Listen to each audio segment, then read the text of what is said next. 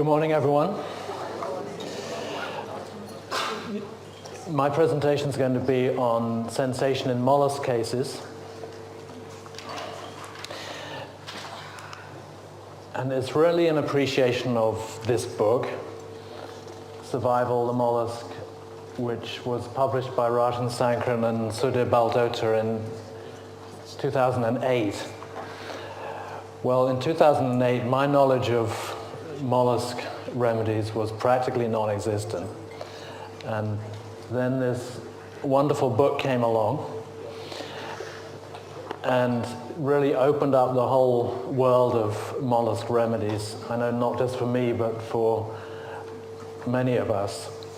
And I absolutely loved that book. I think it's like a gold standard of what a homeopathic book should be. It's a nice size, you can hold it, and it's beautifully produced. The pictures are beautiful, and the zoology is first class, and the homeopathic information is just brilliant.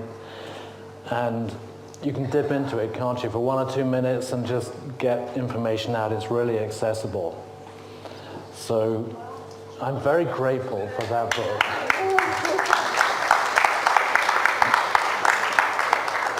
You're not going to get more than the 20% that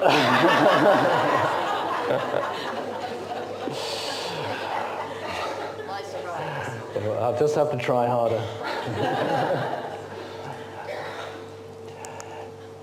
So what I'm going to do is show 3 mollusk cases, one from each of the main classes of the mollusk family, a bivalve, a gastropod, and a cephalopod, and hopefully communicate the general idea of the mollusk sensation, but also compare it in the 3 classes, and also we'll look closely at 3 specific remedies.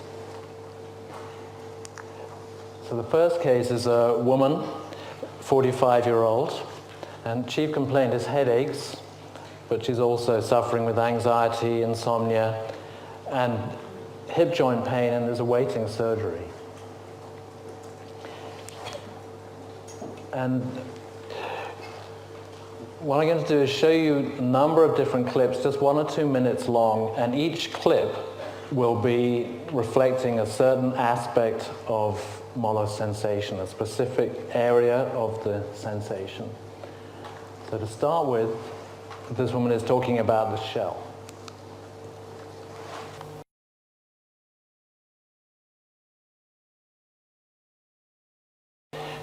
One of the things that's fascinating about this woman, she goes into sensation extremely easily, but she has very specific hand gestures, and you'll see a lot of different ones. And of course, she's giving us information at a number of different levels all at the same time, isn't she? Just general animal information, and also very specific kind of ideas, and this peculiar thing that when I'm cold, I'm fragile and vulnerable. When I'm warm, I'm safe, which is, of course, nonsense.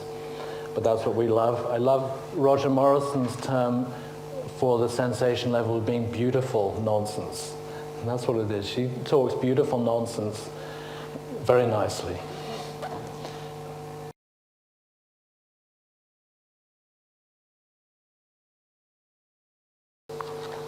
So that's the shell that's been attacked by birds and cracked. Let's analyze it so far, what we've got so far. There's already a lot. So general animal themes, she talks about being safe. Someone can get through to you. Anyone can take over. I wasn't strong enough to say no. These are all any animal expressions any animal case might produce. Then mollusk words, untouchable, nothing can get through to me. So the idea of having some kind of wall or protection. And then shell words, fragile and damageable, like crystal, very thin. It can snap, and you can break little bits off. And she does these little hand gestures, just snapping, breaking.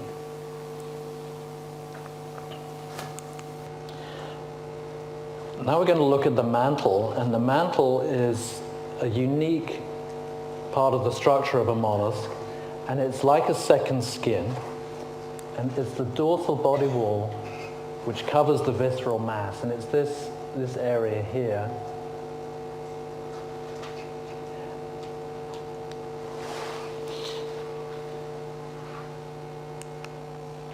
And now she's going to use expressions which relate to this unique part of the mollusk structure.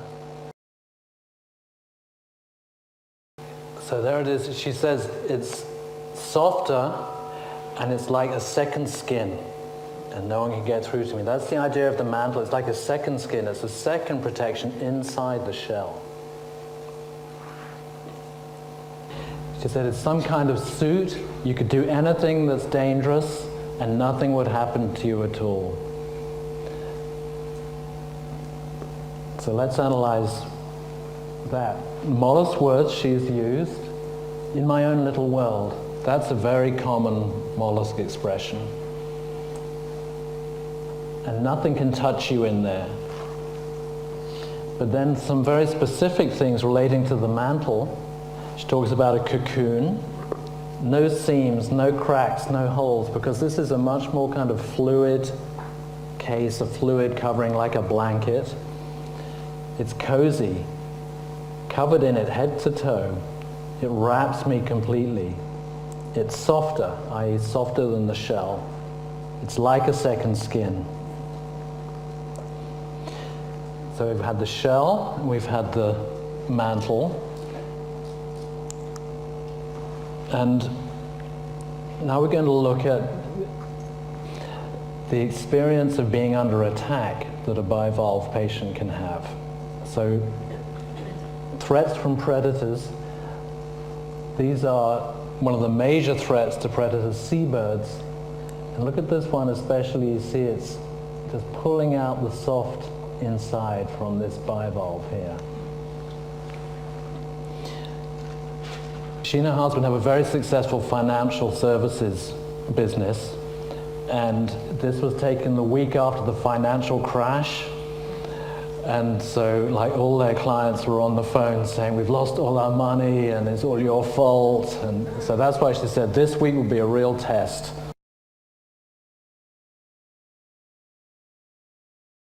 Their little hands going in, getting a tiny bit out, pulling it out of me. And have you ever watched the wildlife pictures of the seabirds feeding? And that's exactly what they do. And you see these strings of gooey stuff coming out of the shellfish in the bird's beak. The inside is the liquid, and they're pulling it out. So let's analyze that. So bivalve attack words, and in Rajan's book, in each section, he goes down into all the different details of defense and attack and the zoology of it, what the specific creature or the class of mollusk or the specific species does, and then relates that with sensation words. It's beautifully done, and I know my practice and many other people's have verified the truth of that work. So if you look in the book, you'll find these kind of works for a bivalve under attack, chiseling away, trying to get in through my armor, grabbing a bit of you. They want a piece of me. They hit it and it cracked. I'm a metal ball. They should bounce off. Pulling out a tiny sliver. Inside is the liquid. Another idea which I found very helpful from Rajan is the idea that with sensation in plants, you have one main sensation which runs through the whole case, and then the opposite sensation. But with animals, you have a series of different sensations, a process, as he calls it. It's like the survival strategy of that creature, the story of how they survive. So we've seen the shell, we've seen the mantle, we've seen the attack, and now we're going to see the defense, what the creature does to defend against these attacks. And this is a kind of clam, a razor clam. And you see it's on the surface here. A thread comes along, and the muscle of the foot burrows down into the substrate, which is sand or mud, and then pulls the shell down after it. So it burrows in and down like that. So now we're going to hear her talking about this defense strategy.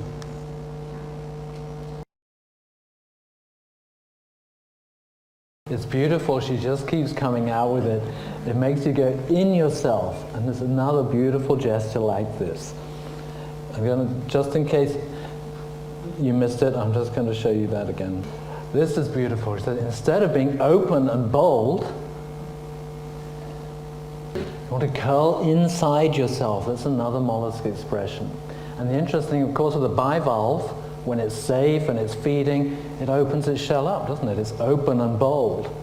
But now it's frightened, it wants to curl up inside itself. And of course, inside myself is a very specific mollusk expression because the shell is part of you, and you're going inside that. You become like liquid, and you can literally vanish, disappear.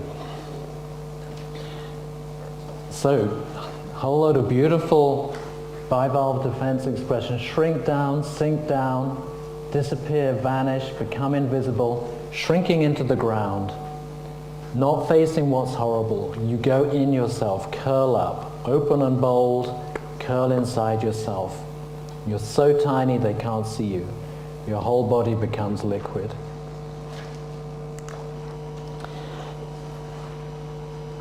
Also in the consultation, she said, the headache's in the back of my head on the right. It's a heavy ache, a dull ache. It's there when I wake in the morning. It throbs and goes all over the right side of my head. I've been dreaming a lot lately, which is really unusual. Horrible dreams, planes crashing, people drowning. Always someone dies. It's my children dying through accidents or murder. Horrible, violent dreams. So some rubrics from that. Dreams of death, murder, violence, and then head pain, morning on waking, the right occiput, dull on waking. So this is a MacRepertory analysis just to show that you could get to the remedy using those rubrics. And the remedy that's in all those rubrics is Venus mercenaria. And that is the American clam, the Quahog. You see, these are the shells, and this is all the gooey liquid stuff on the inside. And in ReferenceWorks, Murphy says, head, occipital headache on the right side, limbs, pain in the hip joints, arthritis. Vermeulen, dreams of violence with deadly consequences, death, disease. Right-sided complaints, feels cold all over. Remember, when she's chilly, she feels vulnerable. So it really fits, doesn't it? This is bringing everything together, the synergy, using the repertory, the ReferenceWorks, the provings, which just reinforces what we find through the sensation method. So Venus mercenaria 1M, 1 dose, then repeated as required. The results of treatment, she's been following up more than 4 years now. No headaches, no joint pain, surgery was avoided, insomnia improved, anxiety reduced.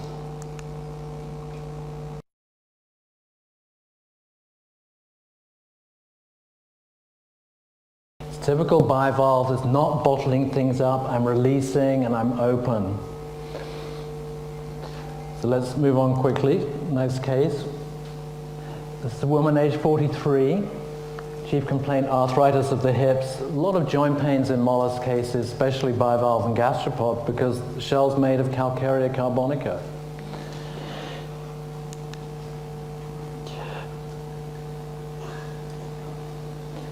So we're just going to listen to her for 4 or 5 minutes. She said, roll yourself up, you curl yourself up. So let's look at that. Animal expressions is protecting yourself, they're dominant, makes me feel safer. I go into myself, I want to be in a ball, block people out, everything goes dead, cocooned, want to be on my own. I'm not there, I'm not seen. I'm not part of anything that's going on. I remove myself from what's happening. Gastropod expressions, mute, I'm not dominant, I can't speak, leave me be. Coming in on yourself, rolling yourself up, just go away. I want to curl up. And now something that's very specific and peculiar for gastropods. That's very peculiar, isn't it? Tight but nice. Very peculiar. That's gastropods, they like that. I'm in a really small box, I'm all right in there, it's quite nice. I'm really small, I'm happy in my small box. It feels tight but nice. That's typical hip pain of her remedy. That's her remedy. Helix dispersa, garden snail. The pain went, but also her husband said, that doctor's given you something to make you assertive. And she just started standing up for herself. So we better move on quickly. The last case is a woman aged 24 with recurrent cystitis.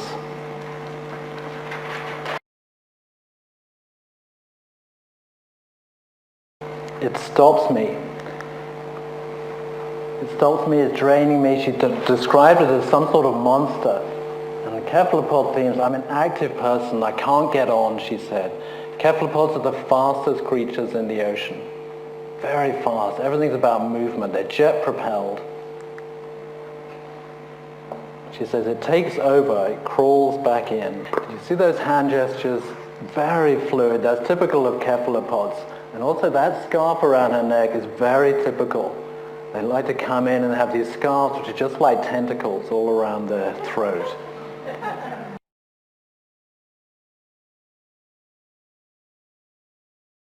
It took nearly 2 hours to get to this point.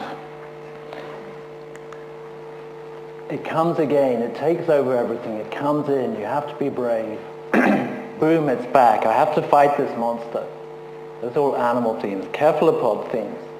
It crawls back in, everything in your life stops, again the opposite of movement, and all these fluid hand gestures.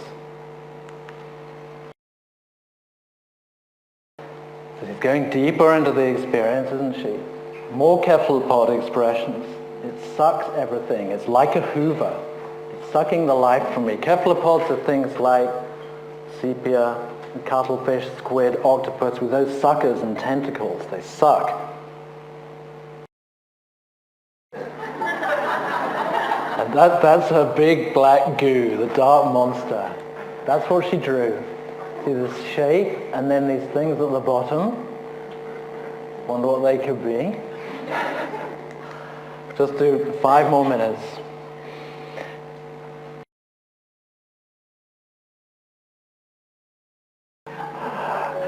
It's beautiful, isn't it? Homeopathy is fun. It slides, slimy. It comes in slowly. These are specific remedy expressions now. As we go deeper into the experience, we get to the exact species. It comes in slowly. It creeps in. It slimes in. It slides in a horrible way.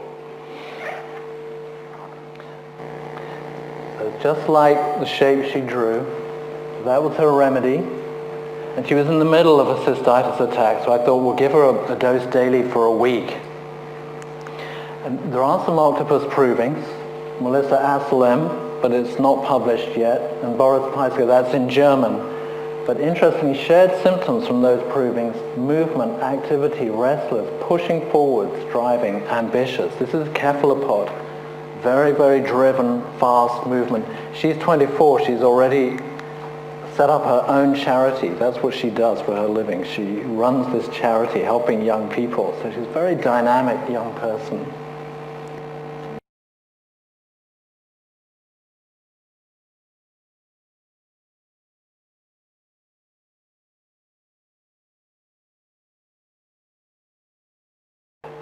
So, just to come back to this book, it's a wonderful book. I've seen Stuart's got quite a few available, so if you haven't read this book, please treat yourself to one today. And many thanks to Rajan and Sudha, and thank you for listening.